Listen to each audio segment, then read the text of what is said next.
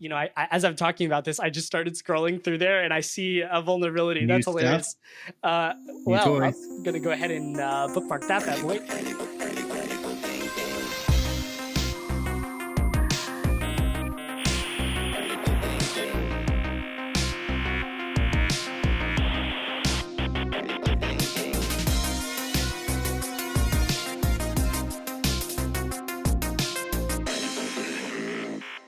Hey guys, ever since WordFence did their campaign back in December, I've been deep diving everything I can get my hands on with regards to WordPress security. And naturally, I wanted to talk to you guys about that on the pod. And so I grabbed WordFence security researcher Gall, brought him on the pod to discuss some of the nitty-gritty details of hacking WordPress plugins. It's a pretty technical episode. We get pretty in-depth on what kind of functions are called to register routes within WordPress, what kind of common vulnerabilities you see, and patterns that Ram and the WordFence team have identified over the years, which lead to WordPress vulnerabilities. So a lot of great content. I really think you'll enjoy it. In conjunction with that, WordFence is relaunching their campaign that they had in December and offering 6.25 times the normal bounty amounts. And they've told me that they're going to keep on offering amazing opportunities like this to researchers. So you'll definitely want to head over to ctbb.show/WF and sign up for a researcher account on the WordFence platform so you can stay in the loop with that. And it's a great way to support the show. So I think that's it. With that, let's go ahead and get into the episode. All righty, we're rolling. Ram, welcome to the pod, man. Hi, I'm happy to be here. Dude, yeah, this episode is going to be great, and I have to say I'm excited for it, even though I just got pulled out of the hot tub to record this episode. Oof. When it's snowing outside, man. Oh man, that's the best. I know, if there was a time to be in the hot tub, it's when it snows. But absolutely, there's a lot of great content in this episode. I'm looking through this doc, and it is chock full of awesome information about WordPress. So just to give the listeners a little bit of background, Ram, you work for WordFence, and Ram does some very impressive security research on WordPress. And so our thought today was, let's go ahead and dive into some of these more nuanced WordPress-based knowledge that you need to hack WordPress plugins. Because ever since we did the sponsorship in December, I've just been like deep diving that shit, and I love it. So now my chance comes to geek out over this, and Ram's the perfect guy to do it with. So with that, Ram, I was hoping we can start with your bugs in particular. Okay. So just like every other guest, we're going to put Ram through the give us a cool bug ringer here. And let's start with the subscriber plus RCE on Elementor, if you want to kind of just give us the rundown of that one. Sure.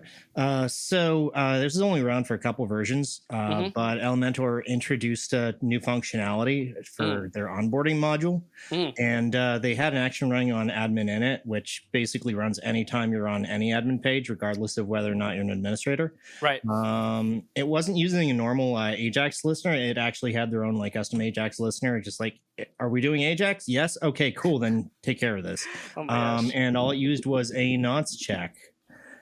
And effectively, what it would allow you to do was, it was intended to allow you to upload and install the pro version of Elementor, but you could just feed it any old zip file and stick your, web shell in there. And if you were a subscriber, you grab the nonce off the admin page, upload the pro upgrade zip, and bam, you own the box. Wow, dude. Okay, so let me get this straight. Elementor is also it's like a 5 million install plugin. It's like the biggest WordPress more than plugin, that, right? But WordPress they stop counting after 5. Oh, do they really? Oh my gosh, that's crazy. And I think if you look on their website, it says 10 million. Elementor does. But so this was when they were they implemented this functionality when they were including some pro upgrade stuff. And so the whole functionality on this is to actually put PHP files on the web server, right? Yeah. So I mean, it was working as intended, just not from an access control perspective. Exactly. And this actually goes to a topic that I can't wait to talk about later with you, which is essentially nonce acquisition as access controls, which is something that we see quite a bit in WordPress, I think. And so actually, this brings to my mind that there's a bunch of other nuanced things about WordPress, for example, add action and admin init, that we haven't really covered for the listeners just yet. And so what I think we'll do is we may even swing back around to this vulnerability, even though this one's pretty simple to understand. It's just a arbitrary PHP file upload on the most popular WordPress plugin out there. And we'll come back to this once we've covered a little bit more of the basics of WordPress functionality, and then we'll go to the rest of your bugs too. Right. So with that, what I had in mind for this beginning part is like, we're talking to, with our audience here, Ram, we're talking to a lot of people that know stuff about web pen testing, right? But may not know the intricacies of WordPress and all the weird shit that WordPress does. Yeah. And so what I'm hoping to do is kind of have you talk us through some of the crazy stuff I've been learning about with add action, and then all of these different hooks that we can hook functions into, and then start to see what it looks like to identify sources and sinks in a WordPress application. So let's go ahead and start from there. Let's talk about add action and how that works in conjunction with these various hooks, admin init, WP_Ajax _, and that sort of thing. All right. So realistically, bread and butter is WP Ajax. There's a WP admin Ajax endpoint, and basically everything uses it for everything, including stuff that doesn't actually need Ajax functionality. Right. It's just the endpoint if you want to get stuff done. It accepts an action parameter. By default, you have to be authenticated, but that's all. You can set it to allow unauthenticated users, and plugins have mostly stopped doing that because that's generally not a great idea. But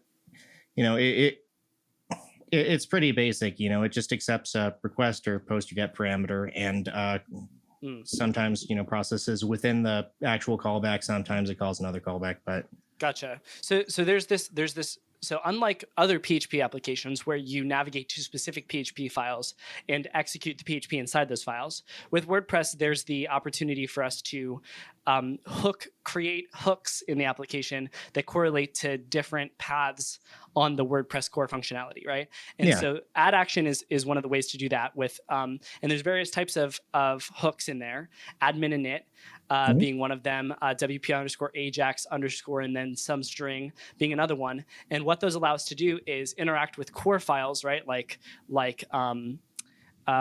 is it? WP-admin / admin-ajax.php. Is that right? Yeah, that's the endpoint that if you send something to that endpoint, you add a WP Ajax hooks anywhere in any active plugin, and it'll call whatever callback you have set. Right. So instead of hitting direct PHP files, we can trigger functionality in these WordPress apps by this admin this interface, which has admin written all over it, admin init, admin-ajax.php, but admin action, right? But unfortunately can also be hit by unauthenticated users and triggered. Is that correct? That's correct. Yeah, so that's kind of nuts. That was one of the things when I first, after we launched the campaign back in December, I was just really like, wow, I can't believe this is how this works. Like, this is so easy to make a mistake on. I mean, if you do it right, it's not that bad, but a lot of people don't do it right. Yeah. It's just the naming convention's a little bit tricky too, with all the admin, and then and we'll cover this probably a little bit later, but there's also a function called is_admin. Right. Which in the is WP. Not what you think it is. Right. It's not checking whether it's an admin. It's checking whether the request originated from an administrative page. Right. Yeah. Yeah. So there's anywhere in the admin panel, even if you're unauthenticated, there's some pages that are in the admin folder that will trigger that. So it's crazy, man. It's crazy. So there's lots of sources. So we've got admin init. That's the hook that can trigger on various accessing of various pages. So, for example, if you wanted to trigger an admin init hook, you could visit pretty much anything under WP-admin, right? Yeah. WP admin /admin -post is pretty common. That was originally designed similar to XML-RPC to allow people to just fire off new posts without logging into the whole admin panel. Just basically automate it. Wow, so that's a lot, man. So and then by hitting those endpoints, admin post or admin Ajax, we can trigger that callback function. So the add action call which is something that is provided by WordPress, takes a hook, so admin init or admin WP underscore Ajax underscore, plus a callback function. And then it triggers that callback function. So then, we can start executing, forcing that code to execute.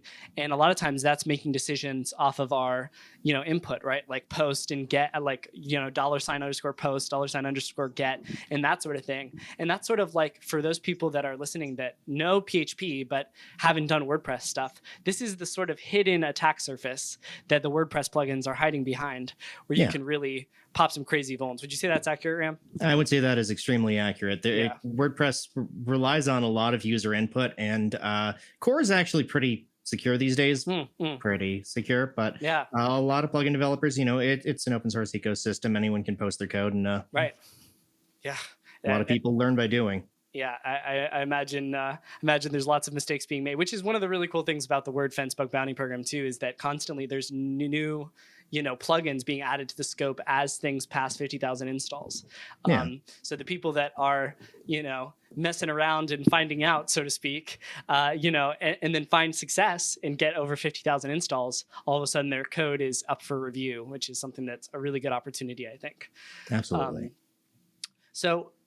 Okay, so now we know, how we can access some of this attack surface, right? There'll be these calls to admin, add action, and then there'll be these, hooks specified, admin init, admin post, WP Ajax underscore.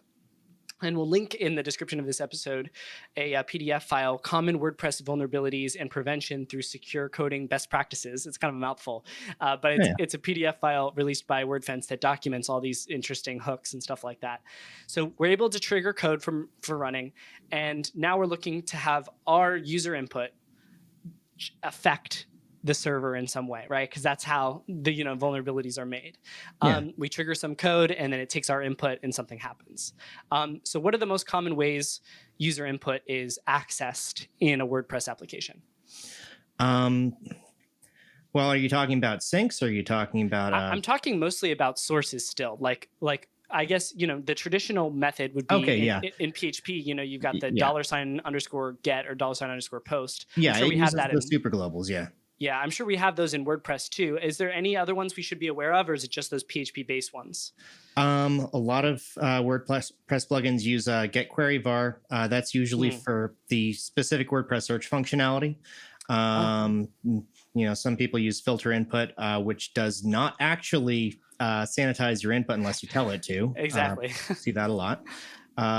You'll also find some plugins using custom request parsing functions that just use the super globals or filter input, but call it something fancy. So it can, if you're just using a regex to search through a whole bunch of files, you might miss something like that because they're all using a specific function to parse requests. Sure. Yeah, that's one of the difficulties that I've kind of run into with automating WordPress vulnerability analysis, because when I saw this opportunity of like, wow, there's new scope coming in, there's new plugins coming into scope every week, every day sometimes, and these are old and it might be untouched even sometimes.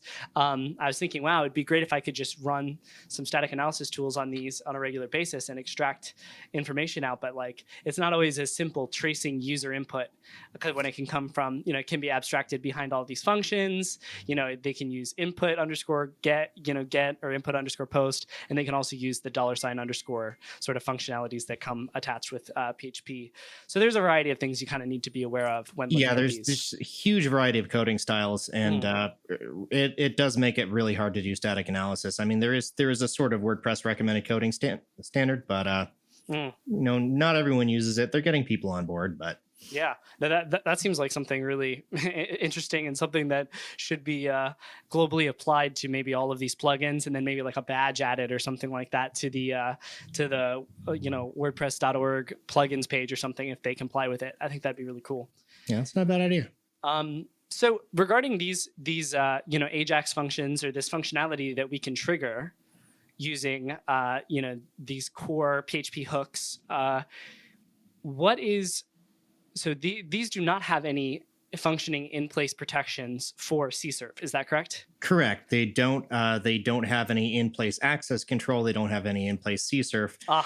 And I love it. you know I love what? to hear it. I'm sorry. Word- I just, I know it WordPress shouldn't make doesn't me even have a happy. working content security policy on unless you add it and futz with everything to actually make it compatible. So Oh my gosh. Yeah, no. I mean, I hate to love it. I love it, but I hate it, but I love it, no, I know exactly what you mean. Being on the offensive side, you got this sort of, pull of the heart in It's a each direction. playground. Exactly. It's just so much fun. But yeah, and that does make these functions particularly enticing for an attacker, right? Because there's no built-in default access control. There's no built-in default nonce or CSRF protection. So that could be really cool. So in my WordPress plugin assessing journey, I found a couple scenarios where we have CSRF, but that CSRF is limited to a post request, right? They're using $_post or something like that to pull user input. Yeah. In those scenarios, obviously, we're in the era of same-site cookies, and a lot of times cross-site requests are not sending cookies anymore because of those same-site defaults implemented by Chrome. This is something that I wanted to ask you, and I'm not sure if you got the chance to look it up before we got on the call. But do you know if there's any way to trigger a session refresh in WordPress via CSRF? Because here's the approach that we normally take when doing CSRF in a bug bounty context is you find your CSRF, you get it validated, you validate it with a 2-minute post. There's a 2-minute exception to the same site lacks default stuff, right? And which I'm not even sure if WordPress uses same site lacks byte. Doesn't use same site cookies by default. You're stuck with whatever Chrome sticks on there. Okay, so and I've honestly never had it be a problem. I've never run into any problems executing a CSRF on a WordPress site. Okay, wow, that's great. So maybe they've got it even turned off. But one of the things that Chrome should be protecting it within after the 2-minute window of login. But it could be, reauthing the session. That's something that I need to kind of look into is like, I wonder if there's some core gadget that we can use to send a CSRF to refresh the user's session and then get that cookie reset and refresh that 2-minute window. Do you know anything sort of like that? Not off the top of my head, though. No. Okay. That's something that there's the heartbeat. There's the heartbeat, but that actually does use a different nonce every time. Oh, does it? It uses a nonce. Okay, gotcha. Well, not a different nonce every time, but it does use a nonce. So right. And that's the funny thing about the whole nonce related thing too, is like it's not a number used once in this scenario. Yeah. It's like that's kind of hilarious. You get 2, each one lasts 48, or you get one that lasts 24 hours, and then it's still valid for another. Okay, it's valid for 24 hours, and then they generate a new one for the next 24 hours, but the old one still works for that period. So. Okay. Yeah, great, right? Love that. And I did look into the implementation of that when I first, started deep diving WordPress stuff, and it's pretty solid. They essentially take your session token. It's tied to your session, so even if it's from a different session, you can't use it. Yeah. They take your user ID, your session token, the current timestamp, a bunch of other things, hash it, and then use it as the nonce, which is kind of a pain in the ass, but it's good to see good CSRF protection in place, as long as the developers use it, which is what, is a little bit iffy in these scenarios. I mean, it's pretty easy to set up, but a lot of developers don't use it or try to use it for access control. So I guess while we're on that topic, what is a nonce in the context of WordPress? I guess we've kind of already covered that. It's a CSRF protection. It stands for number used once, but it's not really used once. It's just kind of like a CSRF protection. And what are the functions that we need to be on the lookout for to see for if they're verifying the nonce or not? Check admin refer is one of them. Let's see, WP verify nonce. Yeah, so check admin refer, it's kind of weirdly named again because it doesn't actually check the refer, I don't think, right? No, it doesn't. No, that would be a terrible way to do things. Yeah. Oh my gosh. And so then instead it checks the nonce that's passed into it. And nonces in WordPress, they have some sort of action associated with them, right? I mean, if you're talking about create or create nonce. No, I mean like that little. What is that little string that's passed into them? Like it's like oftentimes it'll be like the name of the action that nonce is supposed to be associated with. Oh yeah, no, yeah, you can create different nonces for different actions. Okay. Yeah, there's a default general nonce for a user, but most plugins will have different nonces for different purposes. Some plugins will just have one plugin global nonce, and that's especially bad if you're using it for access control. But you can basically create nonces for different purposes, nonces specific to use cases. Okay, so there are various actions that can be associated with nonces. And so I can't take a nonce, even if it's associated with my account, for changing my user profile and then use it in the specific function on the specific plugin, because more than likely they're going to have some sort of action that's associated with that nonce. Yeah, it's not even really an action so much as just a label. A label. Okay. Yeah, it's just like this nonce is for this, that nonce is for that, for this user. So, gotcha. So and those can have value, I guess, in some ways for an attacker, because if you're able to leak nonces that are associated with specific values. Yes. From an access control perspective, and then that function is solely relying on nonces for access control, then we can bypass access control in those scenarios, right? Exactly. Yeah. So I guess the attack in that scenario would be like, let's say that they're generating a nonce on admin_init, right? I think this is similar to the scenario we just talked about with Elementor. Right. And it's generating a nonce, and then it's sticking it in the response from admin init, which we know that anybody can access, right? And then you go there, you get that nonce, and then you craft the request to trigger a specific code path.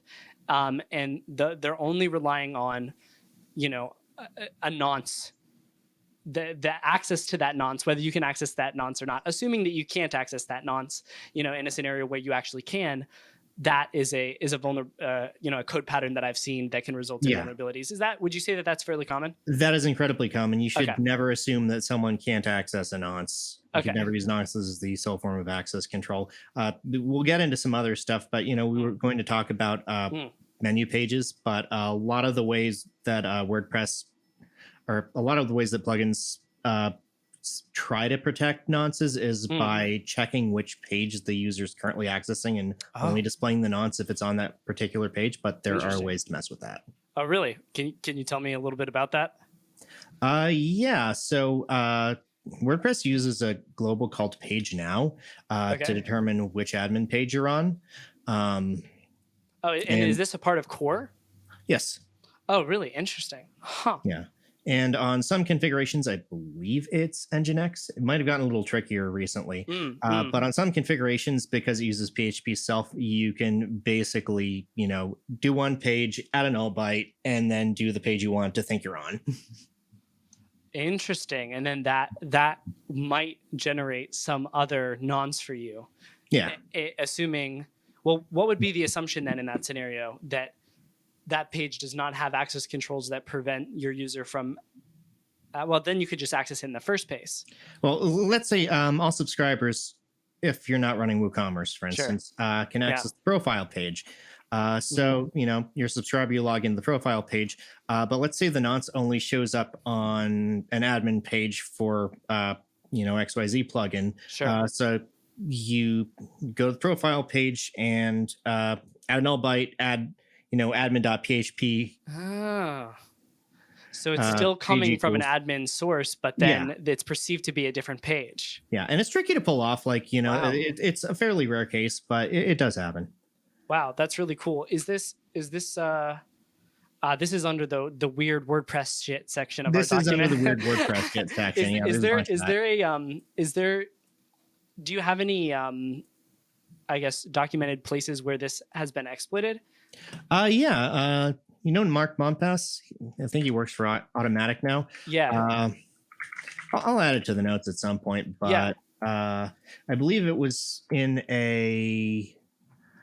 there was a backup download in our Updraft Plus a while back that took advantage of this. No way. That sounds really cool.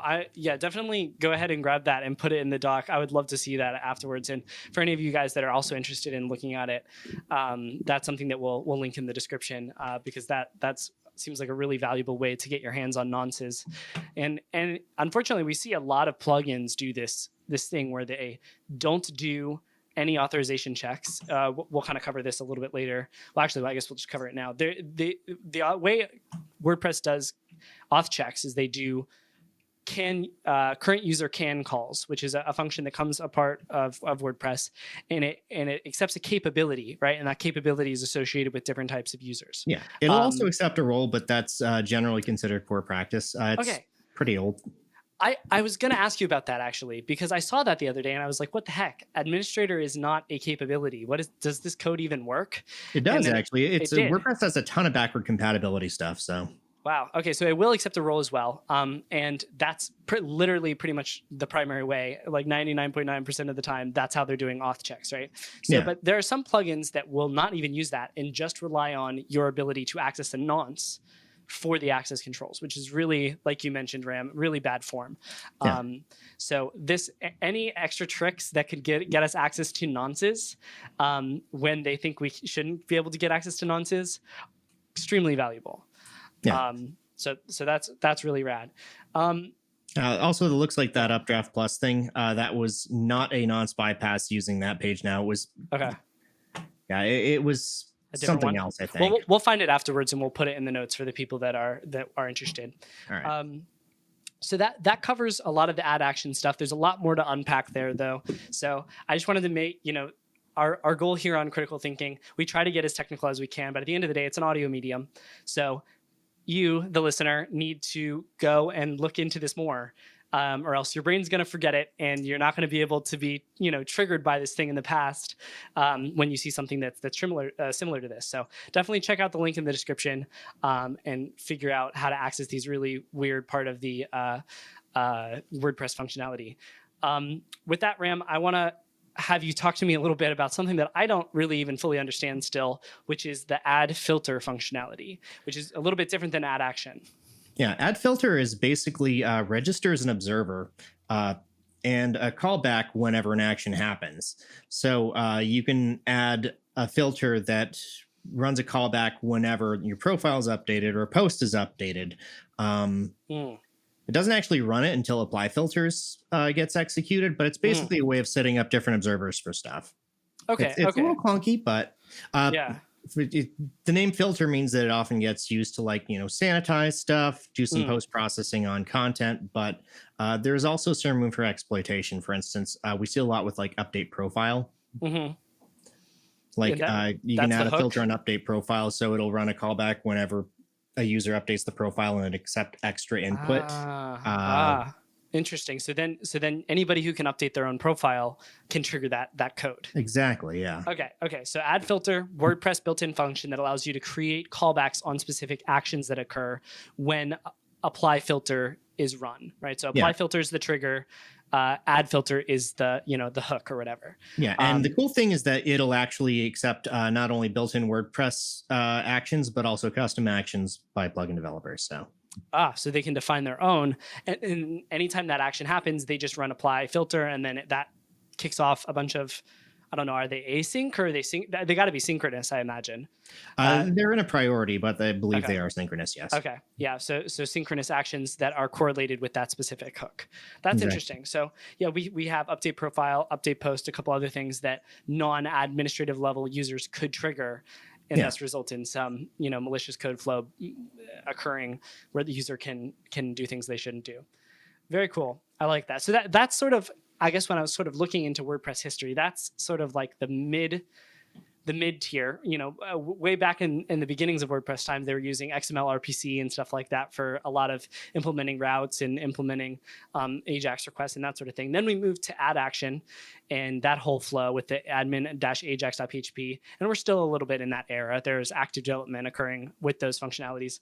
But then WordPress implemented this register REST routes functionality. Can you tell me a little bit about that?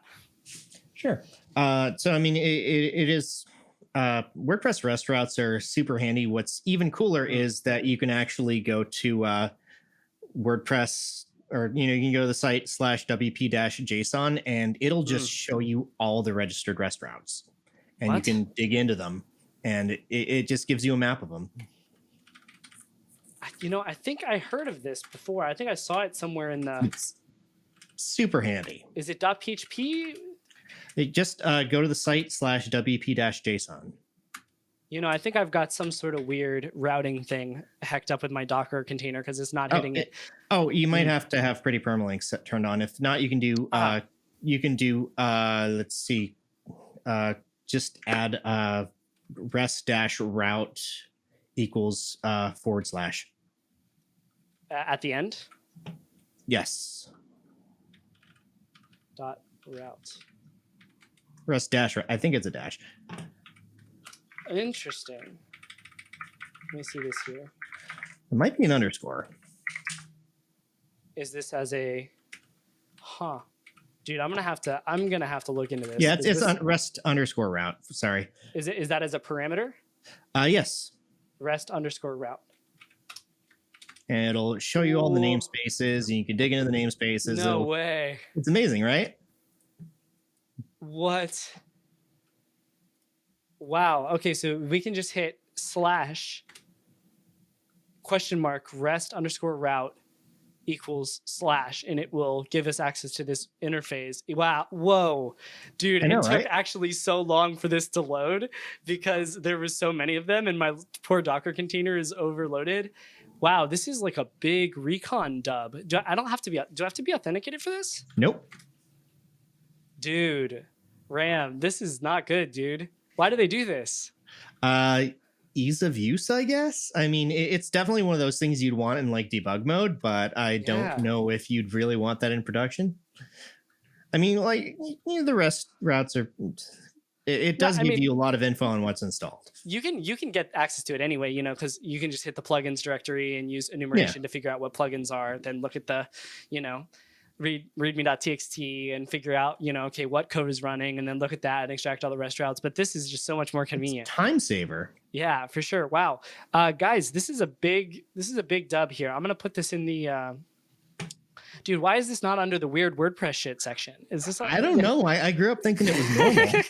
This is crazy, man.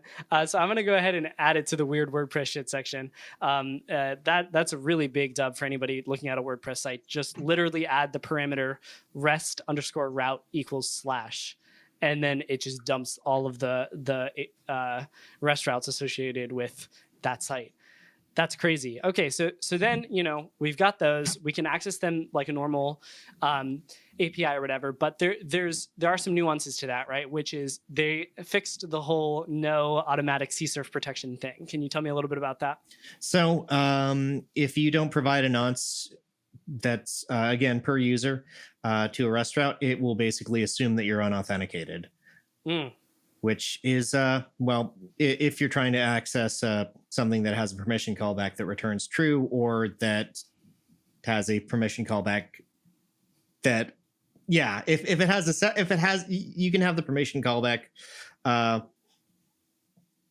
guess, so the permission callback is the thing that allows access control, right? So if that permission callback does some sort of like current user can check or something like that, the current user is going to be not there because it's unauth. So then you you drop it. But then if there's no reference to the current user in that interface and they're just assuming that it's secure, then it has no CSRF protection. Wow. Okay. All right. Well, hey, I mean, that's better than the Ajax stuff, the add action stuff where there's just no implementation at all that runs by default. And you have to use Ajax to get the rest nonce.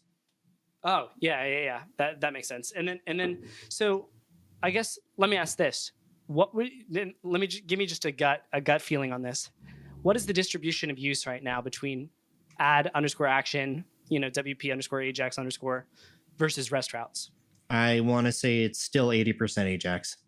Really? No way. Yeah, and that's the thing. As more and more plugins start bringing rest routes online, they're making mistakes in their first implementation. So there's a lot of opportunity for seeing plugins not using best practices on their first go. Yeah, that makes sense. And actually, I'm gonna keep my cards closer to my chest here than I normally do. Ram, I know you know about my WordPress automation because we've talked about it a little bit, but that is definitely something. I guess since the kickoff in December of the WordFence Bug Bounty program, I've built some automation stuff that uses some, let's just say, some code parsing grammar. And that has been kicking out a lot of vulns. I think we've identified over 10 vulns from the automation, and we're seeing vulns popping up in real time as developers push new code. It doesn't even support register REST routes yet, so I think that's going to get bumped up on my priority list after this. I think we'll find some good stuff. I think there could be some really good stuff there. Okay, so we've got register REST routes. That's another great way to be able to execute code, right? To be able to trigger code execution flows on the server side. Do I want to mention the weird WordPress shit about this? Yeah. Yes, please. Yeah. Okay. So, you know how, most REST APIs, if it accepts get as a method, then you have to use query string parameters. With WordPress, you can put JSON in the body and get as the method, and it'll just parse it. It'll parse. So it allows for the body of allows for a get request to have a request body. Yes. It's not parsing, like you're not putting the JSON like in the query parameter and then question mark and then like a blob of JSON. No, it'll read the entire raw post body for all request methods. What the heck? So, and then if you use functions like, I can't even really wrap my head around that. So then if you use functions like WP query, that's like there, because it's not going to show up in $_get or $_post, will it? No, it uses PHP input. Oh, PHP input, or would it show up in request, do you think? I mean, it would probably, yeah. $_request. That could be interesting. Okay, so WordPress parses. You can send request has to use either form encoded or multi-part XWB encoded. form URL encoded. Yeah. So right. No, it wouldn't show up in any of those. Interesting. So it's got to use the PHP, the input _post input _get. But that's still really, really pivotal for ways that WordPress will parse that data. And then that's the kind of sneaky shit you guys got to know about to be able to pop crazy bugs, is like, they're not expecting me to be able to give JSON input to this specific function because I'm doing it under a GET request, I've been sitting on that one for a while. No doubt in my mind that there's some code out there that's like, all right, a GET request will allow, a POST request, no. And then they're sharing logic, and you can send body along with a GET request, and it's going to screw their whole mechanism. That's crazy. That's really good. Thank you for that, Ram. This is exactly the stuff that I wanted for you to talk about when you came on here. WordPress is full of stuff like this. Yeah, dude. And that's why I've been kind of finding that out over the past month or two as I've been kind of geeking out about it. And the crazy thing to me about it too is that it's everywhere, man. WordPress is literally on every single attack surface you can possibly think of. Like every company has a blog or like 3 blogs. They got an engineering blog, they got a marketing blog, they got a company-wide, press release blog. And so there's so many opportunities out there. And people are installing plugins that are like 500 installs or something like that and using it on their, main site, stuff that hasn't really been audited and stuff like that. So there's a lot of value here for specifically for bug bounty hunters that want to find vulnerabilities using white box code review. If I were going to make a recommendation, a lot of the low install count authentication plugins are full of. Dude, that's terrifying, man. They're below our current scope requirements, but man, there's a lot of stuff in there. Unless you get the what is it, like elite status or something like that, right? Then it drops to like 1,000 or something. I think the requirement does. Yeah, if you end up with the elite status, and that's not that hard to get. Just keep on putting in good bugs. And I'm well on my way. I'll get there eventually. So I'm excited for that. All right. So next thing we've got on the list here, as we're kind of going through WordPress sources still, excuse me. Mm-hmm. And then we're going to talk about syncs at some point too, but we got to get our sources in place so we know where our data is coming from and we can start tracking code flows. Okay. All right. So we mentioned earlier page related code, right? So this is using built-in WordPress functions like add _submenu _page. This allows us to, I assume, define little pages on the left side in the admin panel. And how does that work? And how could a person hook functionality into that? So if it's done right, you can't. Okay. WordPress basically lets you register pages, and it performs a capability check during the page registration, and then has a callback to whatever function renders the page. But not all plugins only use that to call that function. Some of them will also call those functions using admin Ajax, using admin init, and it'll perform a check to see what the current page is, to see if you're supposed to be there. WordPress does actually use the page get parameter to verify what page you're supposed to be on. So really, wait, tell me about that. What is that? So in the query parameter, in the get query parameter, you can say query, $page equals something, and then it will. Yeah, that's what the register page or register menu basically does. Is it'll basically register that page as the thing that calls that function. Interesting. Hold on. Maybe I'm my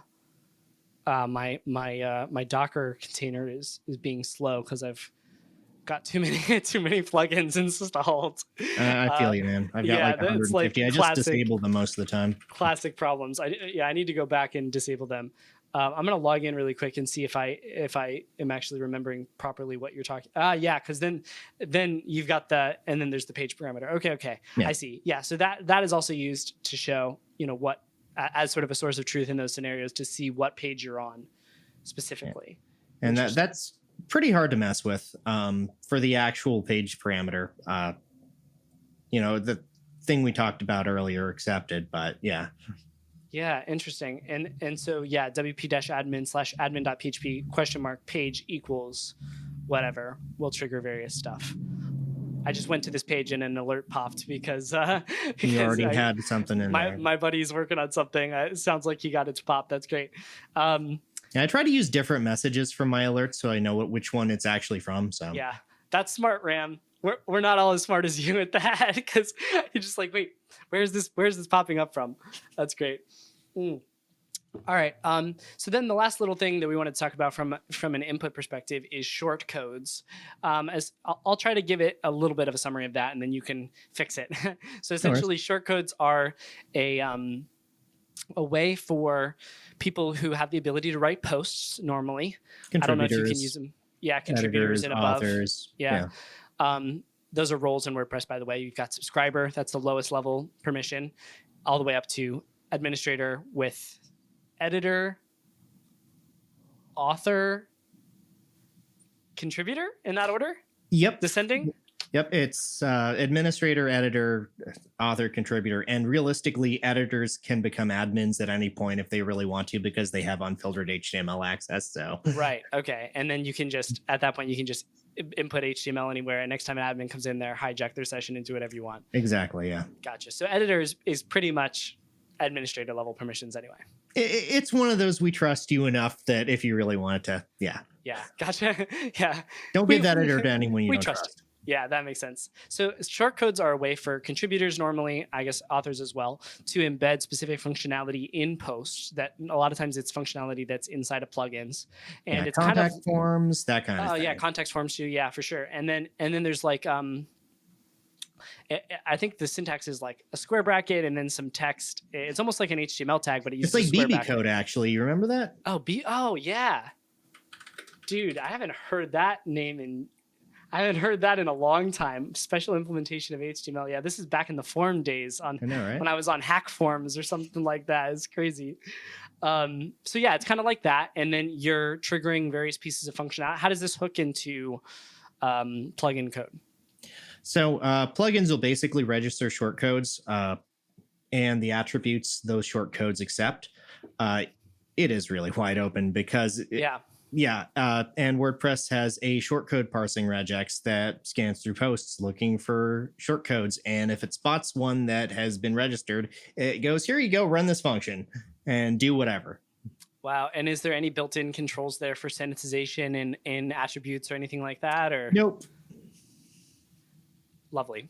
Love that. Yeah, love that. I want to say like more than half of the actual in scope vulnerabilities we got over that period were shortcode cross-site scripting. Wow. And I imagine that has limited limited. Well, I guess it's contributor. It's contributor to. I mean, honestly, yeah. you're going to have a much better chance of someone pulling off a credential stuffing attack for a contributor than you are for an actual contributor to want to go bad. That's true. Yeah. So compromising contributor account, and then I guess depending on the location as well where they can trigger it, it could be a no user interaction cross-site scripting, right? Because it triggers somewhere the admin would go naturally, or it could be a user interaction.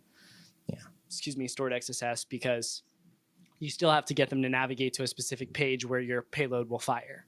I mean, realistically, if it's a page they were going to land on anyway, we don't consider that user interaction. Okay, gotcha. Yes, and then here's the thing: since contributor posts have to be reviewed by an editor or an administrator in order to be published, they're going to see that post no matter what. So interesting. That's good to know. So if you can, actually, yeah, there's a decent amount of impact then, and then of course we all know like admin XSS in WordPress results in you being able to modify the plugin source code. You can create new admin users. You can edit plugin or theme source, all sorts of stuff you can pull. So it results in RC. Wow, that's very interesting. That's cool. And I guess this might be more of a Chloe oriented question, but the way that WordFence still rates that in a I guess stored XSS is rated a little bit higher than reflected XSS. And yes, and the big reason behind that is just because vulnerabilities that require genuine user interaction, including CSRF. I mean, that's they're going to have to be personalized. They're going to have to be targeted. You're not going to have as much luck as something on like a big platform where, it's all a URL everyone expects to see. That makes a lot of sense. Unauthenticated XSS too, like there's lots of ways that you can pivot that, but yeah, there's definitely, if you've got a authenticated reflected XSS, there's going to be a little bit of a tricky piece to that. Well, that is where the value is. So yeah, for sure. All right, so that's mostly covered all our sources. I'll just go ahead and run through them real quick because I know we kind of hit the ground running pretty quickly for the audience. We've got add action that allows you to hook various callback functions and associated that, or hook into specify callback functions for specific hooks. There we go. That you can trigger. So for example, there's an admin init hook, and that can be triggered by navigating to pretty much any admin endpoint. And that will trigger callback code. So that's a great place to look for vulnerabilities. There's an admin action callback that just looks for an action parameter anywhere you're on the admin page, and really? That's fun. That doesn't get used as much, but when it does get used, it's usually used poorly. Great, love that. I love patterns like that. If they do use it, it's used poorly. So admin underscore action, admin underscore or admin underscore post, I believe, is also one of them. Yep, and then that WP usually gets used poorly as well since it's an older pattern. Love that. And then there's WP underscore Ajax underscore, and then some text, which will allow you to trigger that. And there's the no priv versions of those as well. So that's a great way to trigger some code that you want to run. Those are all vulnerable to CSRF and auth. Well, I guess some of them have auth by default, but some of them don't. And so those are great places to look for vulns. In addition, we've got the add filter functionality, right? And that's where various actions are occurring, and then you're specifying callbacks for those actions. So if you're able to trigger that action, for example, updating your profile, then you may be able to run that code, which may have a vulnerable aspect to it. Yeah. One thing I would recommend strongly is just if you can get Xdebug set up on a Docker container and just step through some basic Ajax actions, you'll get a much better sense for just That's a good idea. That's a great idea. I haven't gone as far as to hook up a debugger to it, but I have modified the PHP code directly and just put die statements in there. I've got a Docker configuration that has Xdebug working on it. If you want me to send it over, we should do that, and we should update the Docker container script that I created for the campaign to have some of that stuff on there, because that'd be really helpful to the researchers, I think. And then from there, we've got the REST routes stuff that it has some CSRF protection in it by default and some access control on it by default. But because it's newer technology, it's being used less and or being used for the first time, which is triggering vulnerabilities. So that's another great place to look. And then we've got page-related registration, so add submenu page or something like that. Not as great of a place to look. And then shortcodes, which apparently is a great place to look for contributor plus stored XSS. Does that about wrap it all up, Ram? That more or less wraps it all up. We didn't really cover XML RPC, but most of the use case for that is honestly credential stuffing, because it lets you fire off a bunch of authentication requests really quickly. Yeah, you can batch them, right? Yeah.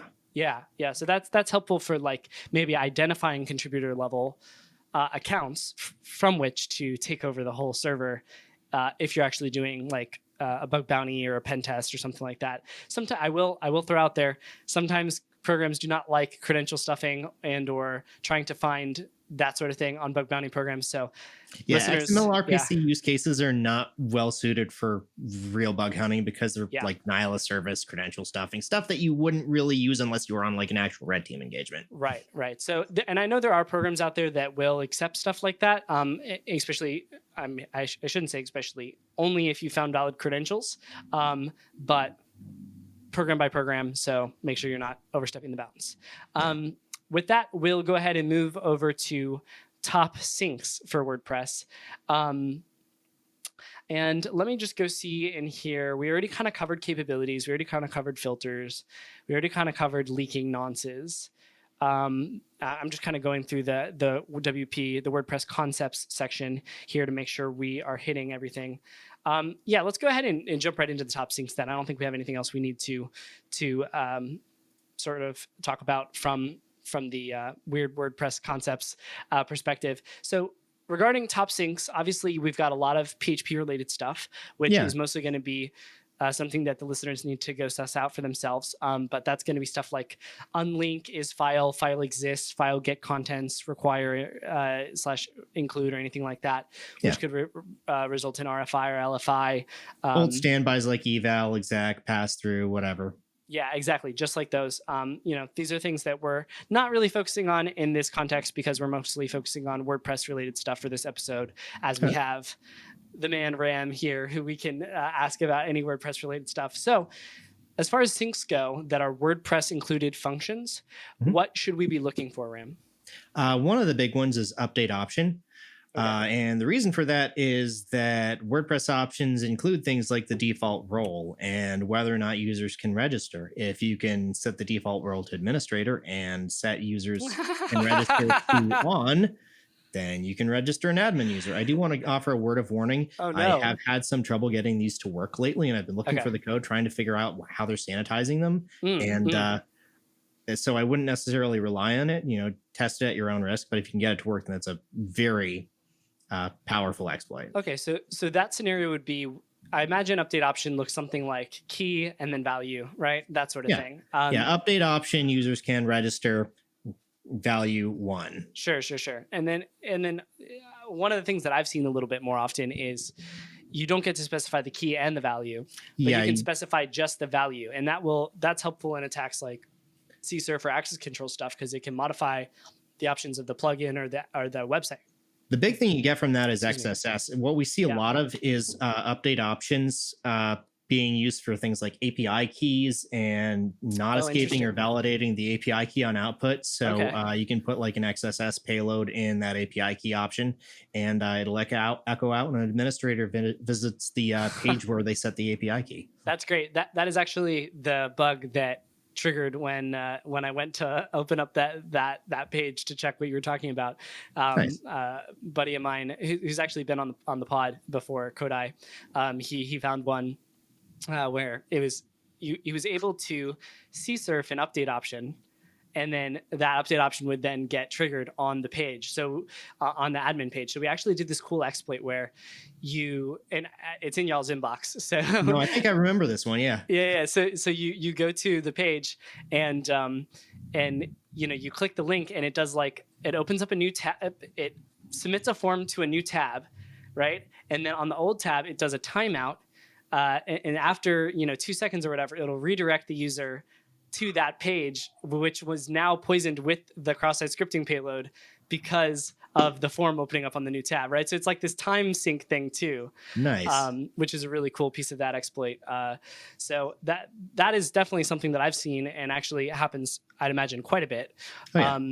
And then there's also, I think, Rim, the use case of like, okay, well, maybe it can't be put in an XSS sort of scenario, but it's also just updating the site's settings. So from an access control perspective, you can change the site URL, you can change the blog URL, you can get it to redirect to a advertising site. You can pull all sorts of stuff. Or plugin specific functionality, like, hey, maybe we can set a value for a specific option, and that has very high plugin relative impact, right?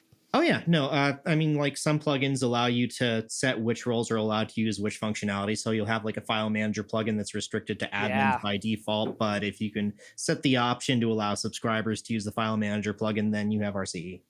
That's great. So update options is a big one for sure. Any other ones we should be aware of? For update options, or are we moving on? No, for within the syncs section. So WordPress related syncs. So update option is a WordPress, just to be clear for the listeners, update option is a WordPress function that you will see in the code that could alert you to a sync. Right. What other I just want to see if we're moving on to the next sync. One of the ones that we see a lot is add post, update post, delete post, trash post. If you can add post and it doesn't sanitize the content on the way in, or if you can update a post and it doesn't sanitize the content on the way in, then you have XSS again. Okay. So you specify the content of that, or I imagine, for delete post and trash post, you can delete them or get rid of them and that sort of thing. Another weird WordPress shit thing, if you trash a post twice, it permanently deletes it. Oh, interesting. So if you can double trigger it, it actually has some serious impact, which... you could do that with that same setup that I was talking about. Exactly. Because you could trigger it in a new tab, that would delete it once, and then trigger it in the main tab again, and that would delete it for the second time, which is gone. Interesting. That's Ram. Thank you very much, sir. I love this stuff. I can. The heart is beating quickly. I love that. That's great. So, and I imagine also there's a little bit, and this is something that I don't fully understand, so maybe you can enlighten me a little bit on this.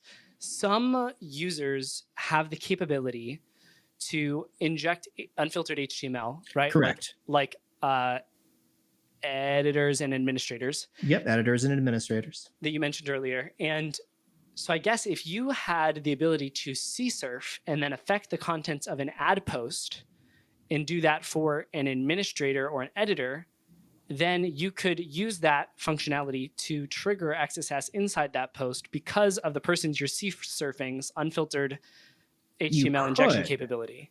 You could. It doesn't come up very often because it's fairly rare for a post update to have nonce protection or access or to have access control but no nonce protection.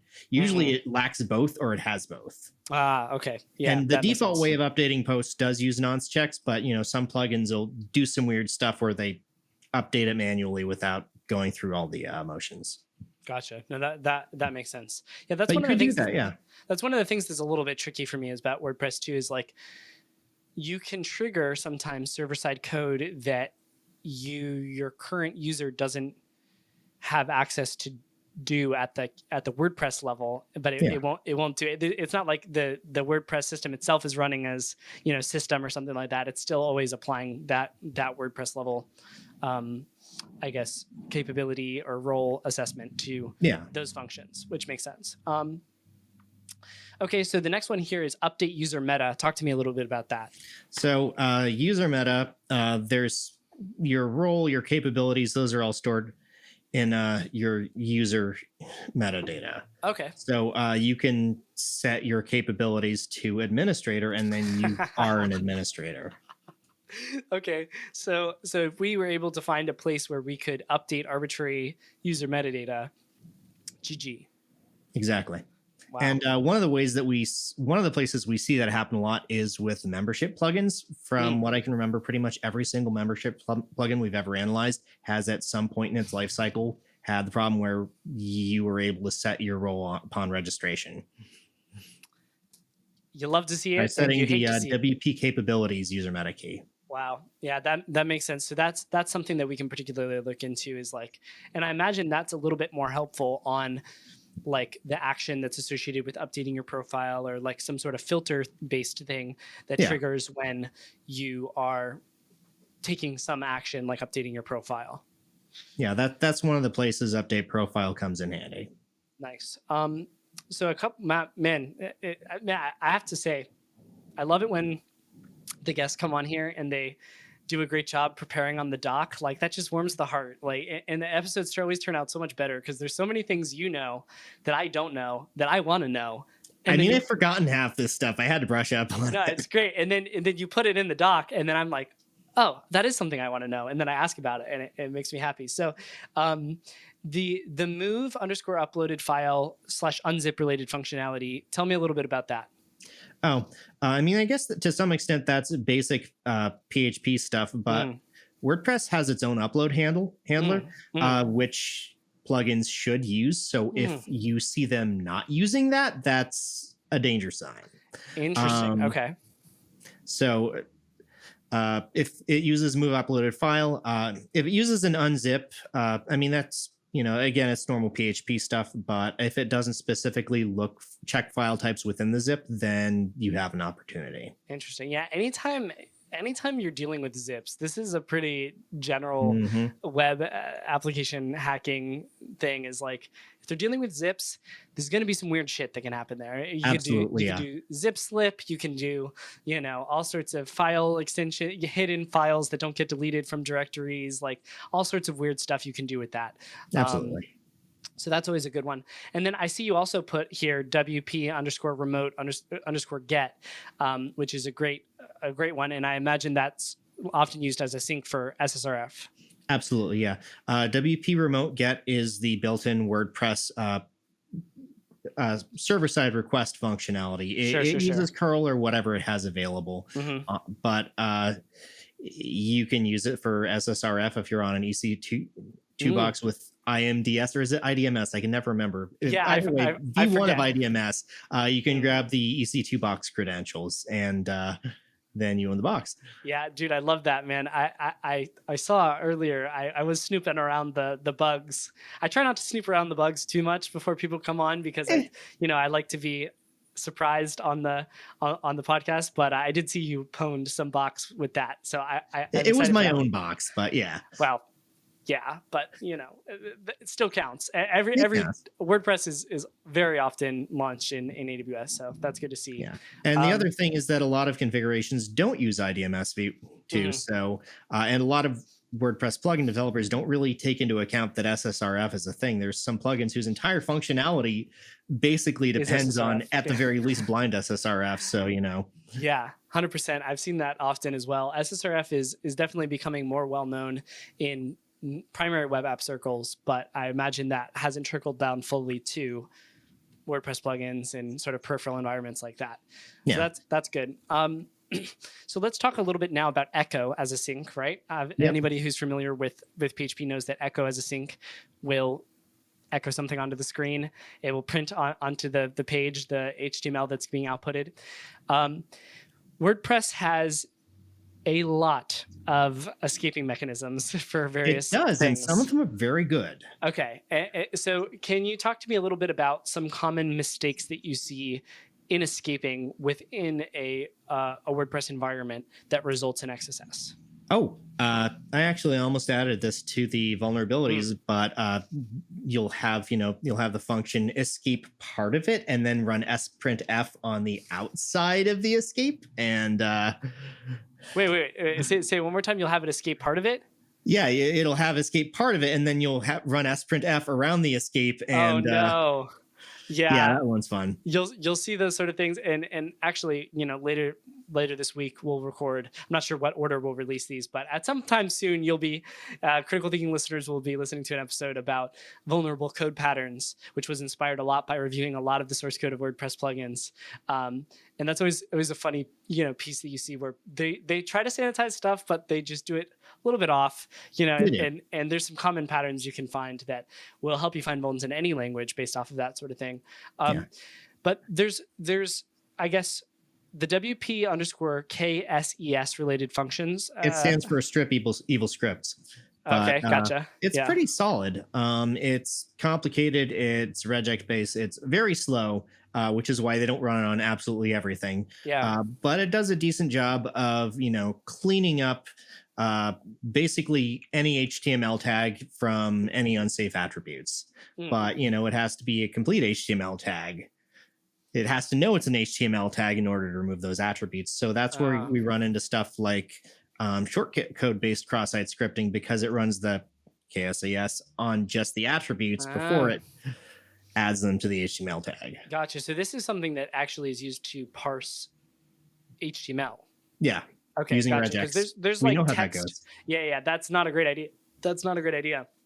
So that's something that where they're expecting HTML, and a lot of times also they'll be expecting just normal input, and they'll use this function sanitize text field, which I think is pretty bulletproof. Like there's not much you can do about that, right? Sanitize text field also doesn't escape attributes if they're being added separately. So it'll kill any tags you have, but if you have tag and you have control over the attribute from a source, then sanitize text field isn't going to.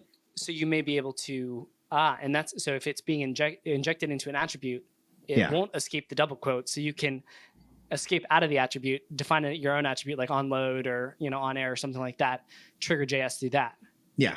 I honestly should have brought that up, but it just didn't come up until you mentioned it. Yeah, no, you're good. That's what this section's for. So that's great. So we got to understand, what parts of the app, and I know there's functions like escape you added it right here to the doc, escape underscore ATTR, that are specifically used for escaping attributes. So when you're looking at this code, you kind of got to get your brain to be like a machine and say, okay, where's the context? Did they use the right function? Context function. If they're using escape URL on something that's not a URL, there might be a way to get around it. If they're using escape JS on something that's in not HTML or something, then there might be a way around it. Interesting, very cool. So the naming convention should be pretty much similar to the context in which that string is used. So that's something to be on the lookout for. Yeah. Tell me about this E underscore or underscore E thing. What is that? So WordPress has a lot of translation capabilities. There's a lot of websites that will show content in multiple languages just by setting the language parameter. So underscore E echoes out the text or the translation of the text if one is available for the requested language. Most of the time, most sites don't actually use translations, so it's basically just echo. But it won't show up if you're just searching for echo. Interesting. Okay, so that's another sort of echo equivalent of sorts in the WordPress environments that we need to be familiar with. Very cool. And you can also, if you have some sort of limited file upload, you could potentially upload some malicious translations with cross-site scripting payloads and set the language. Interesting. For those. Wait, so we would need to be able to upload what?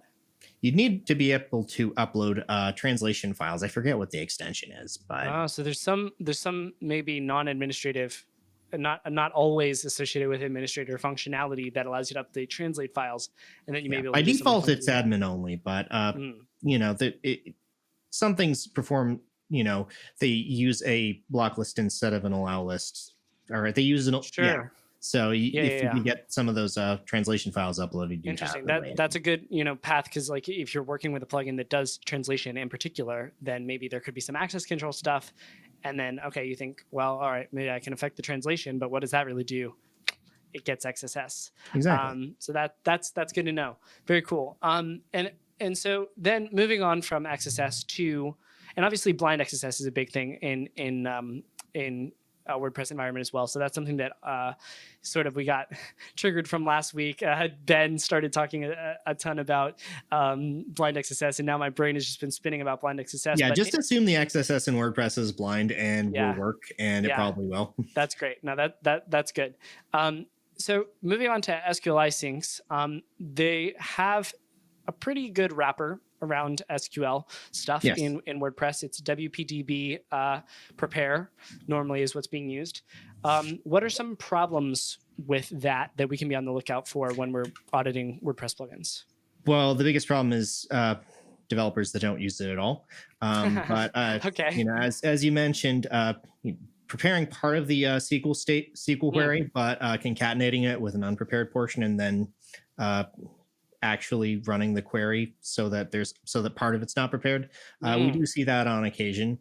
There is a sort of backward compatibility issue with WTB prepare where if instead of %s for a string, it'll do like labeled strings like %1s, then it won't add quotes to it. So you can run like character-based SQL injection. Ooh, interesting. So so it doesn't, maybe that's because it doesn't know it's a string.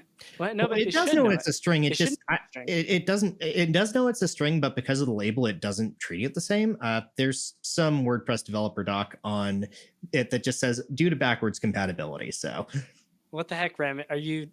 Is this something that's known by people, or are you just dropping like a WordPress core SQL 0 day on Critical Thinking podcast right now? Nah, core doesn't use this practice, but they just support it in case someone else does. Wow, that's weird, man. Okay, so they've got that functionality, and it won't put in the double quotes, so you might be able to escape out of that. Very interesting. Also, you can escape out of single quotes if you're using a GBK character set using multi-byte encoding, but that almost never happens. So yeah. Interesting. Is there some character in that language that is correlated, gets normalized to a single quote? That is effectively a single quote, yeah. Oh. Yeah, it's real old. It's been around since like 2006. It just almost never comes up because I've never seen a site using that character set. And it has to use that character set in the database, yeah. In the database. Okay. Yeah, that's pretty rare. But that makes me think, though, maybe there's some websites that are using specific character sets that are not we haven't found it yet. Foreign. That could be a good place to do some, WordPress related research. That could be cool. Yeah. I should nerd. There's a guy that came on the pod.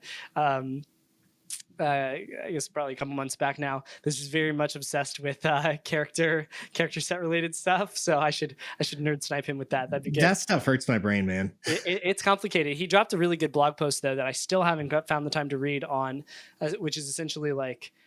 Actually, I've got it right here. It's literally right in my bookmark bar. The absolute minimum every software developer absolutely positively must know about Unicode and character sets is the name of No Excuses. It says at the end. I think I might have read that one actually. That's a great article.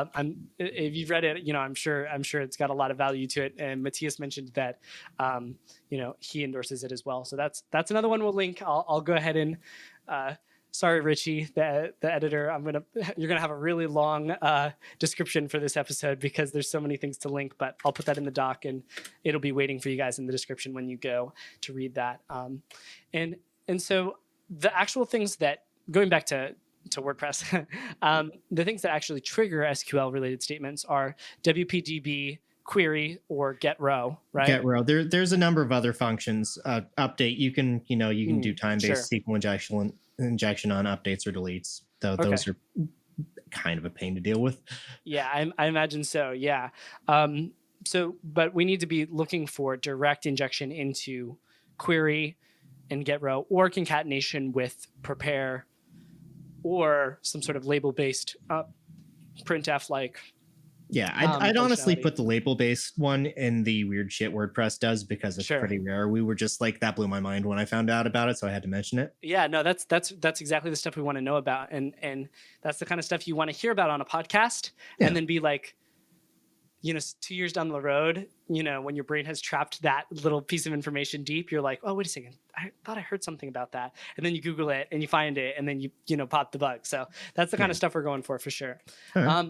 One of the things that my mentee actually brought up as he was doing some WordPress plugin assessment was escape_SQL being used in conjunction with non-quoted strings. So in those scenarios as well, you can trigger SQLI, right? Correct. If there's no quotes to escape, then you can just use character-based SQL injection. Right, and you don't really even need to break out of any string-related context. No double quotes, no single quotes, anything like that. So a lot of people will just blindly trust Escape SQL, yeah. Escape SQL. I remember my first security job, we used to patch stuff using Escape SQL, and then I found out that it wasn't enough, and I was like, oh no, what am I doing? Oh, I've made some mistakes. Yeah, I was a Yeah. PHP developer, actually. It was my first software engineering job, and I wince when I think back on the code that I wrote in those days. Yeah. But yeah, I think this is particularly one of the things I wanted to call out here is this is particularly interesting in context of dealing with integers and there being a type confusion, because in WordPress environment, you can say, hey, when you're doing a SQL query with a specific integer, you can put it in there and you can say, x equals whatever without having to use the double quotes. So if they're assuming that XYZ argument that's being pulled from the query parameters is a integer, and they insert it that way, then it could be very vulnerable to this if you just give it a string instead and manipulate the SQL statement. Yeah. I think we just published a really fun type juggling article. Dude, I love those vulnerabilities. I gotta go consume that. Also don't use sanitized text fields for SQL proving stuff. Sanitized. Oh yeah, sanitized text fill. That's for XSS. It's not for SQL. Yeah. That would be bad. That's great. I love that. All right, let me see where else we want to go here.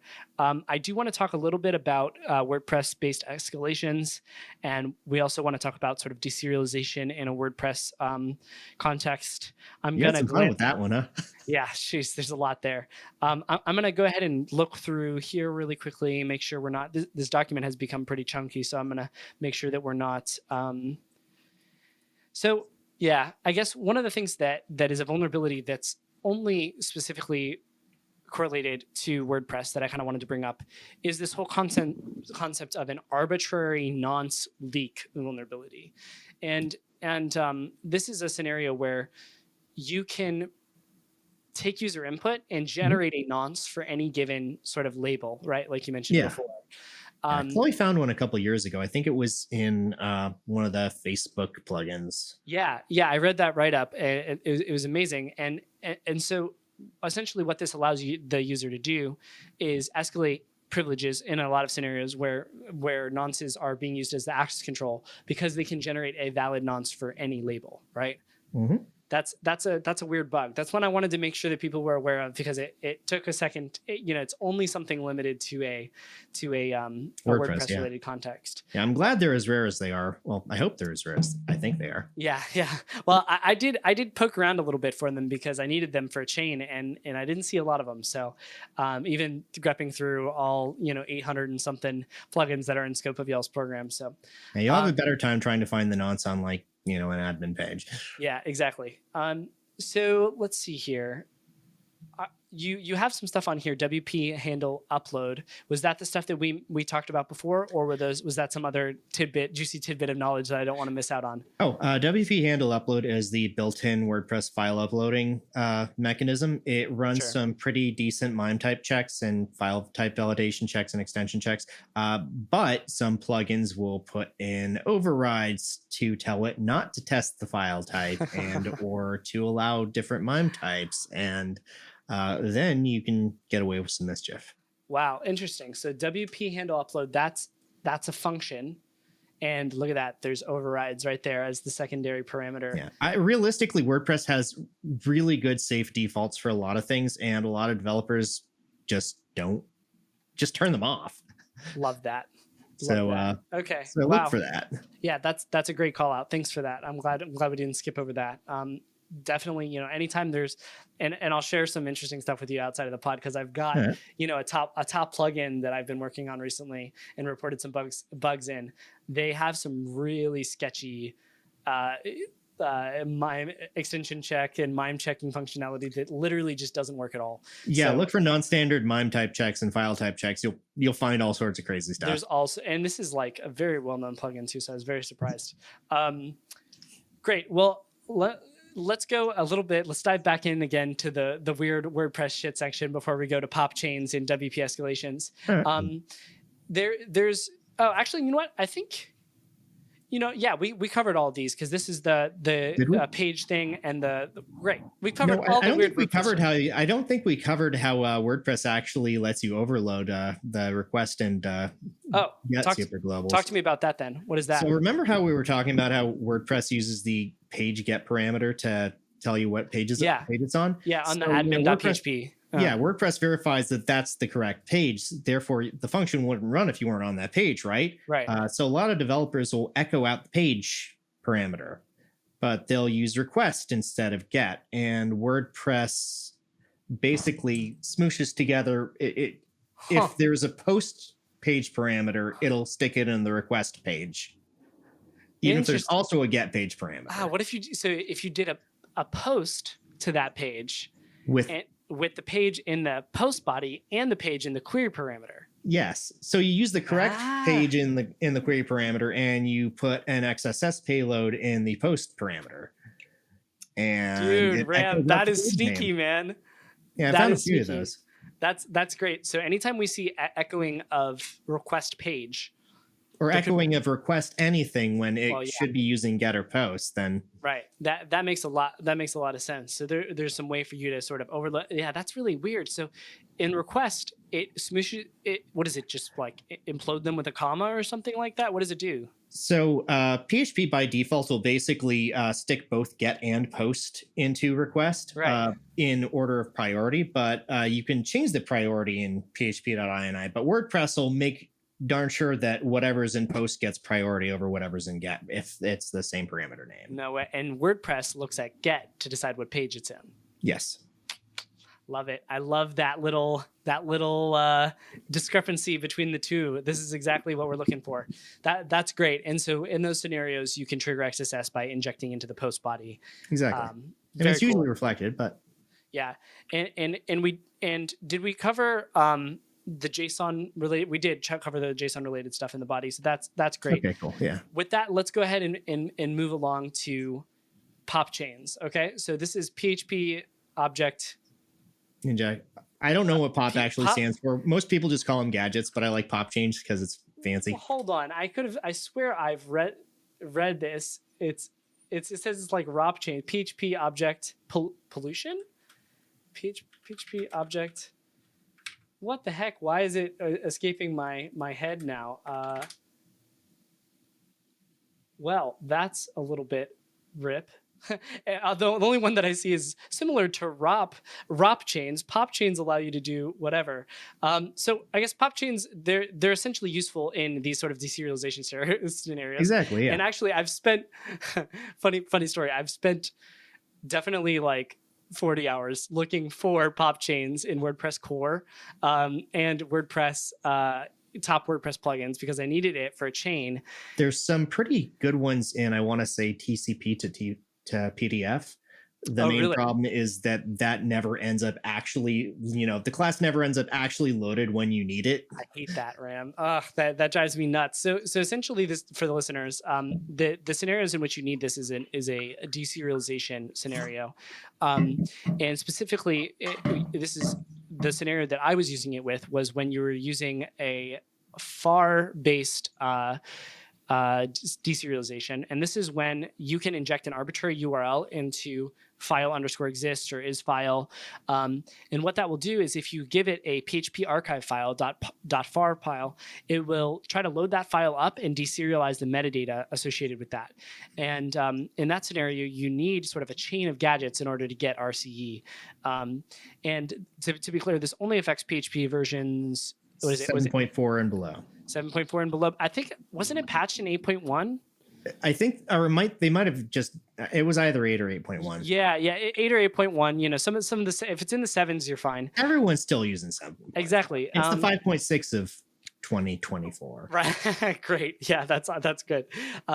So, still widely used, but you can use that functionality to get RC as well. So if you have arbitrary injection into a file_exists or is file, any stat-based call in PHP. And so I found that, and I was like, I need to find a pop chain. So I started going through. Unfortunately, there was one that was patched in December that was like blatantly obvious. That was that just one was like real bad. that one was very obvious, and I would have loved to use it, but in the end, I couldn't find one. And there's a bunch of really good write-ups out there, like essentially chaining together just this crazy, massive, beautiful flow of functions and classes and stuff to trigger these chains. But essentially, the concept for these is that you need some class that you can instantiate and just set the attributes of that class, and then have some function trigger or something being called on that class, like toString or __ wake up or __ destroy, that kicks off a code flow that eventually allows you to gain control of the whole application just from populating the attributes of a certain class. Is that accurate, Ram? That is better than I could have said it myself. It's a cluster, man. It's nuts, and spending time looking for this is crazy because you're having to reach so deep into all of these PHP internals of like, all right, well, what if I treat a class like an array, and I'm like trying to access like the certain attributes of like this array, but actually it's a class and it's calling these functions. It's nuts. So many interesting things there. We'll link an amazing one. And WordPress uses serialized data basically everywhere in its internals, and built-ins handle that serialization fairly well, but a lot of plugins seek to emulate it and don't handle that serialization quite as well. So you'll end up with, storing session data as an object in cookies. And that's scary, man. And so, that's a great point, Rem. So cookies is actually probably one of the top sources for that sort of deserialization front. Yeah, I'd say so. Yeah. Wow. Yeah, that's good. Definitely something to be on the lookout for there. We also see a lot of like settings, import, exports functionality. That's always a fun source to play with, or even update options. Probably right. There's stuff being stored in there in a serialized format. Anyway, I just wanted to talk about this because I'm a little mad right now. I don't like being defeated by technology. That's one of the things that makes me a good hacker. So I spent a lot of time and I over-indexed on finding this pop chain. So if anyone can find a pop chain in WordPress core, or any plugins above 5 million installs, then I will be very impressed because I spent a lot of time and I couldn't do that. So there's a little challenge for you, WordPress enthusiasts in the audience. I'm sure it's only a matter of time before they add a new one. Yeah, well, they need to add one, right?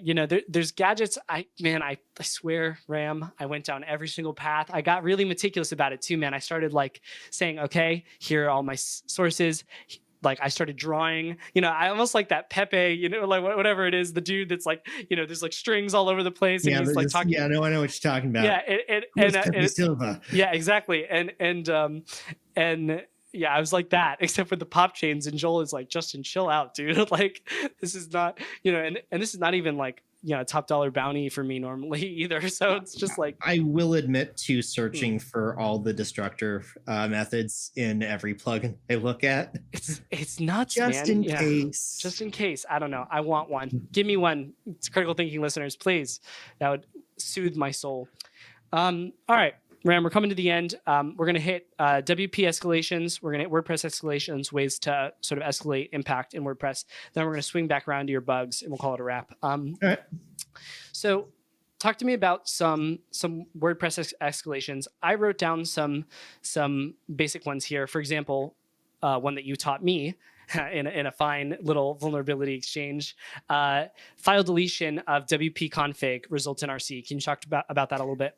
Yeah, so when you delete the WP config file, the WordPress site thinks it's being newly set up, which means that the first person to visit the site gets to tell it what database connection information it needs to use, which means if you already have a database set up somewhere else, you can just point it at that existing database that already has you as an administrator. Right.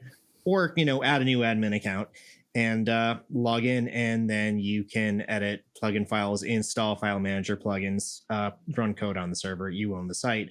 You might lose access to the old database. Depends on if you want anything in there, but if there's any backups, you got those.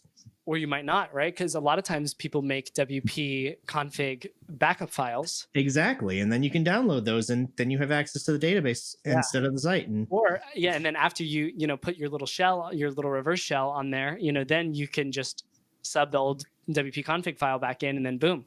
Pro tip, WordPress still uses MD5 for password hashing. It uses a lot of rounds. Oh, no way. Really? That's It interesting. uses a lot of rounds of MD5, but still MD5. Wow. I'm sure that's going to bite him in the butt someday. It does use salts, but Yeah, I did notice that. So I guess the next one on the list here. So that's great. If you got an arbitrary file deletion, results in RCE, WP config, boom, you're done. Next one on the list here, stored blind XSS to RCE via admin hijacking and then editing the plugins. Obviously, if you're an administrator, you have the ability to edit plugin code. That's one of the features of WordPress. So anybody who's new to WordPress should know that. You can add new administrators. There's a fancy little JavaScript going around. I was so happy. I'm taking the OSCP, and I was so happy to see this little JavaScript. I was like, I know that guy. It's just this character encoded JavaScript that adds a new admin user. That's great. I love that because it makes it so easy to implement. I think Hack Luke has something out there for that too. He's great. And then so tell me about some of the ones you added here that are ways to escalate privileges in WordPress. So we sort of discussed this already, but if you have update options, you can set the default role to administrator and enable user registration. And we already discussed about how you can use hard-coded options for cross-site scripting. Okay, gotcha. So a lot of the ones that came to mind surrounding this as well are options related ones. If you have arbitrary option update, then just boom, user registration, boom, default user should be an admin, and then you're in.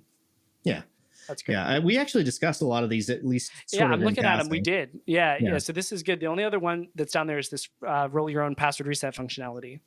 Yeah, a lot of plugins sort of use less than secure practices. They don't use all of the built-in password reset functionality. Again, you'll see this in a lot of like membership plugins, other plugins that are designed to keep track of users and take their money for stuff. And a lot of them will have insecure password reset functionality. Like it'll set a second, it'll set like a reset code that's deterministic and easily guessed, or it'll let you set the user ID to reset the password for, even if it's not your user ID.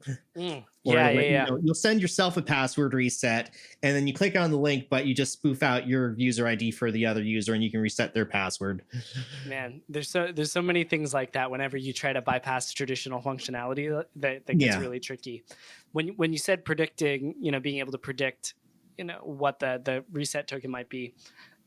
Excuse me, it made me think of a function where I found a vulnerability in some PHP code the other day. Unique ID in PHP is literally it's UNIQ-ID, right? It reads unique ID. Yeah. Not a unique ID at all. It's not pseudo. Is it even pseudo random? It's just timestamp based pretty much. Oh. So that's another one of the things that you see with bad password resets. They'll basically just set the code to the current exact time. It's like, oh no, this is so bad. And so unique ID, one of the plugins I was looking at the other day is using it as like a temp directory name.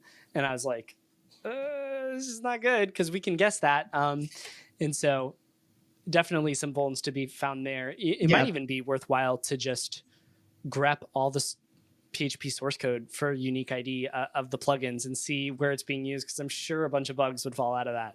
Absolutely, yeah. WordPress is one of the places where a lot of those vulnerabilities you think are just theoretical end up being entirely practical to exploit. Yeah, that's great. And I'll mention as well, just for any of those listening, I actually I have a piece of code that runs every day and mirrors the the SVN plugins that are in on the plugins page for WordPress. It mirrors them into a GitHub organization. And that is github.com. I'm going to type it in as I'm doing it, /WordPress plugin directory. That's one that I maintain. And essentially you can see diffs on any changes that are being made there. This is a part of my own personal automation. And so you can see any changes being made there to various plugins and new code that's being pushed, and you can diff it with oh my gosh. As I'm talking about this, I just started scrolling through there and I see a vulnerability. That's hilarious. I'm going to go ahead and bookmark that bad boy. But yeah, go ahead and head over to github.com/WordPress plugin directory. And then you can search within that organization on GitHub, and you'll be able to do stuff like look for unique ID, but I will probably do that before this episode airs. I am so glad that you've done that, because we used to use wpdirectory.net and it has gone down. Yeah. It was a little bit of a pain in the ass, especially in the beginning, because there's like a limit on the number of repositories you can create in a certain time frame on GitHub. So I had to like write a script that would be like, all right, wait, upload, that sort of thing. But it's all automated now. It's all in a cron tab now. So it should be easy searching for any of you guys that are interested in mass searching WordPress plugins. Alrighty. With that, I think we finished the WordPress escalation section. Let's get back to the buggos, Ram. Right. Let's talk about the rest of them. I guess let's go ahead and briefly revisit the one now that we know a little bit more about the Elementor remote code execution one. So this was a scenario. Okay, add action, admin init. We talked about this. So this is a way you hook into, you provide a callback function for specific hooks, and the admin init one can be triggered from an unauthenticated context, and then also can be triggered by visiting literally anything under wp-admin, right? Correct, yeah. Okay. And in this scenario, I'm going to do a reverse write-up here. I'm going to summarize it, and then you can tell me if I'm right. So in this scenario, it says WP _doing Ajax, which I assume is just a check to whether it's being an Ajax request or not. And then you've got the WP verify nonce, which does make it require some sort of authentication, right? Because the user ID has to be associated with a specific thing for the nonce, and you have to be able to access it. And but Elementor uses one nonce for a lot of stuff. I mean, really? They got more than one, but they use the same one for most things. Very cool. And then so using that, you can just trigger the upgrade of the Elementor plugin and provide PHP code, which is run on the server. Rip, dude, that's a bad one. That is a bad one. I'm glad you pounded that one out before that was there for too many versions, because that would have been a bad one. Yeah, and technically it was an admin Ajax one, but they did it a weird way where it didn't actually register the Ajax hook. It just checked if you happened to be on the Ajax page. Oh, interesting. Okay, cool. Huh. That little function looks a little interesting there. Yeah. Let's go ahead and talk about the SSRF, the next one, subscriber plus SSRF. Also, all of these write-ups that Ram is sort of talking about, these are public, and they are in more detail on the WordFence blog, which we'll link below.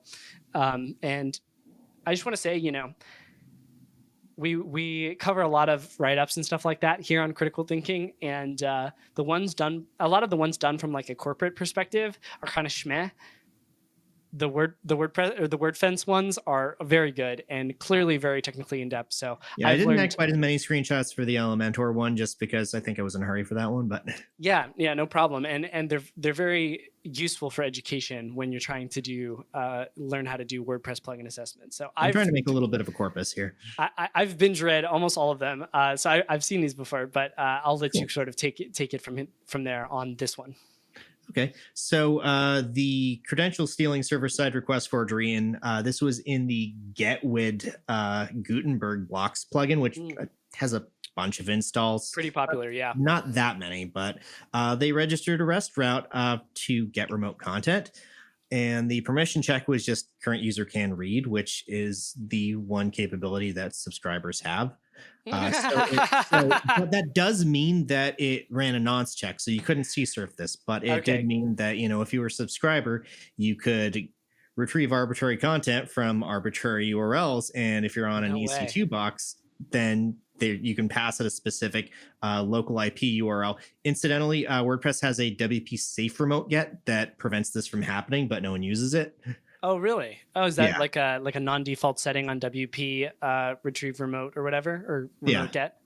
Yeah. Interesting. So I'm looking at the code here. And essentially, all they do is, get $_ get the content URI. So get the URL. They pass it directly. JSON decode it.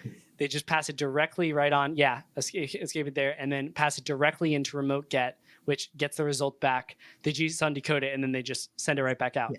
Realistically, the biggest impediment to CSRF is the request, expecting it in some format that isn't what I want. So the fact that this is in JSON is like, hey, that's perfect. Yeah, JSON, that's a very, very lax consideration, and definitely correlates really well to the AWS EC2 API, because everything is in JSON in those scenarios. Exactly. Which is great. Very cool. This is it. And I'm wondering also, WP_remote_get. You can, if you have full direct access to the URL that's associated with there, is there anything else you can do with PHP related? Oh yeah, no, if it's echoing out that information and you happen to have access to the remote URL, you can put like a cross-site scripting.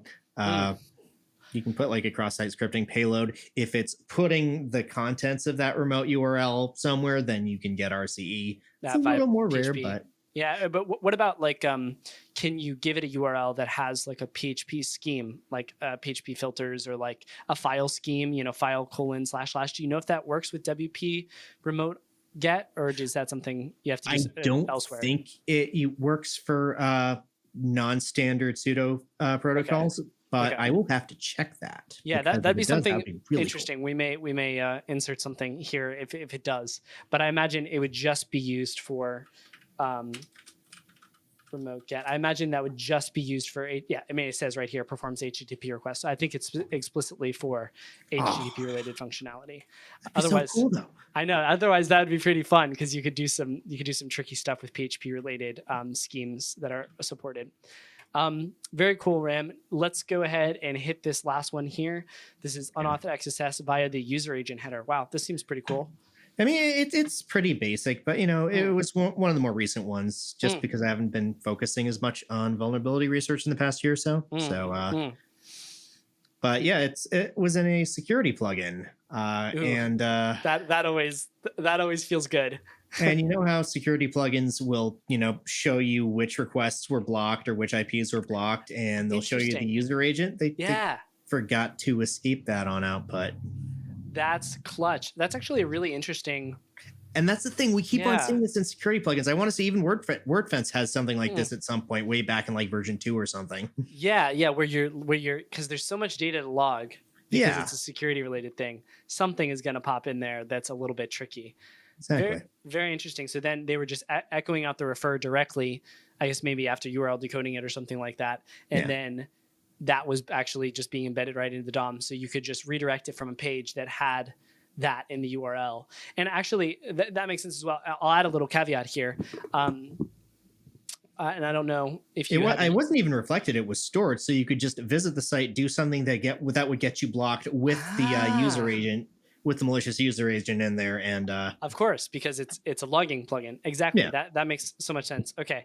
I was missing that. Did I say refer? It was user agent. I think it's just because I saw a refer one recently too. Oh, you're good. And it actually, that makes sense with the user agent and how it would be stored there and outputted. That's something people would want to see. It makes me think of a different thing with the refer, since we kind of had that little mix up. Yeah. Chrome recently, I guess, I don't know when it was, maybe 2019 or something, so maybe not that recently, started not providing a refer in for cross-site refers beyond just the domain. So now if you're going from poc.rhinerator.com or whatever to a different site, the only thing you'll see in the refer is, https domain.com/. You won't see the path. But when you're using it for exploits, that's something that's controlled on the first page side. So you define a referrer policy using the meta tag that says, please send my referrer.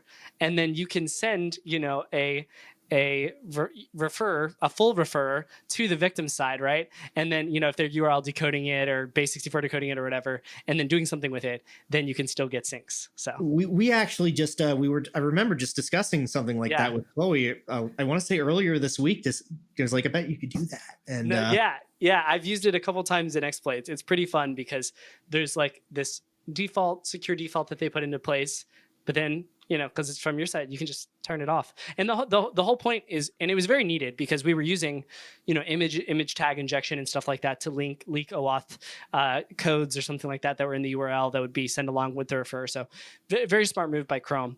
But in this specific scenario, you can sort of undo the work and use the refer policy. Get away with even more. Exactly.